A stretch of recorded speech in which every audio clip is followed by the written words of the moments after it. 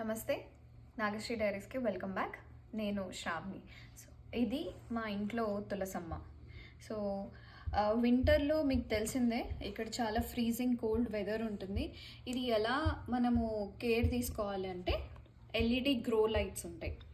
So దీంట్లో నుంచి దానికి సఫిషియంట్ హీట్ వస్తుంది, సఫిషియంట్ వాటర్ కూడా మనము చూసుకుంటూ ఉండాలి. లైక్ ఓవర్ వాటరింగ్ కూడా చేయొద్దు వింటర్లో, ఎందుకంటే ఆల్రెడీ టెంపరేచర్ మొత్తం కోల్డ్ ఉంటుంది. ఇది క్లిప్తో మనకు ఉంటుంది. ఈ మన పాట్కి క్లిప్ పెట్టేసి ఎల్ఈడి లైట్ కనెక్షన్ ఇచ్చుకోవాలి.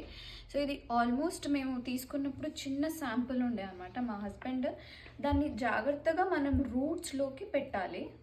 తన చేయి చాలా మంచిది. సో ఇలాంటి టిప్స్ కూడా ఆయన నాకు చాలా ఇస్తూ ఉంటారు. మీకు ఇవన్నీ అందిస్తూ ఉంటాను.